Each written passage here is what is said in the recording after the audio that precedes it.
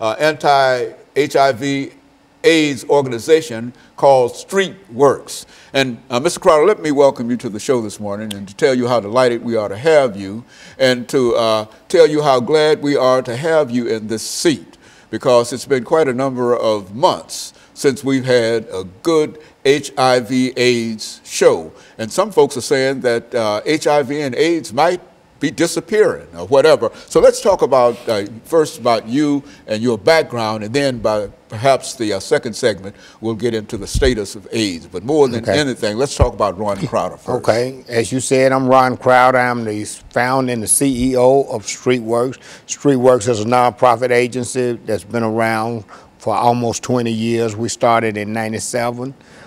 We have 3 locations in Nashville.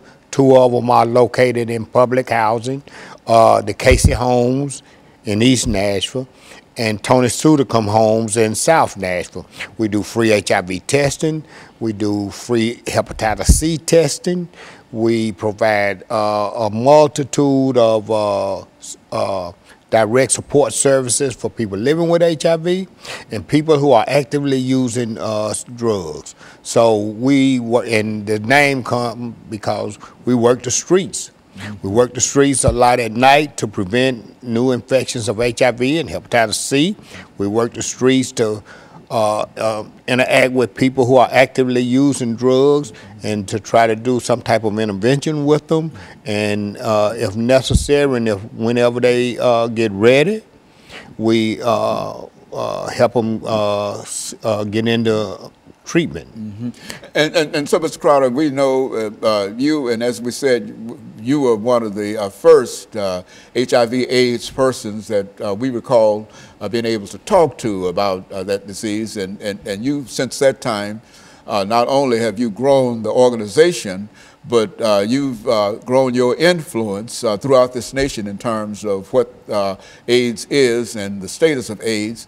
And what we'd like to do today is to have you to give our audience as much information as you possibly can about the status of HIV and AIDS in American society in Nashville. And then we'll dedicate ourselves to that proposition for the rest of the show. Okay. So right now, HIV and AIDS, we can see an end to AIDS now. An end to AIDS is in sight now. There are cities, particularly New York, has a plan called End AIDS by 2020. So they actually have a plan of ending AIDS by 2020. Nashville doesn't have a plan yet, but with all of the new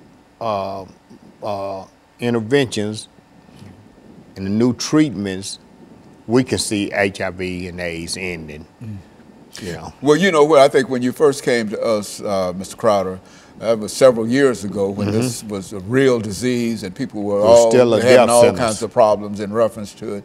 It's strange that you can now say that within the next 4 years, because I think at one time we thought that this would be something that would be with us forever and ever, but you mean that the technology and the drugs and et cetera have come to such a point that we can talk in a real sense and be serious about saying that 4 or 5 years from now we might see the last person to be afflicted with this disease. Yeah, an end is in sight. I can't say that realistically 5 years is going to be the end of it, but we do know that the end is in sight. That it's not forever, as we thought for at one time. Yes.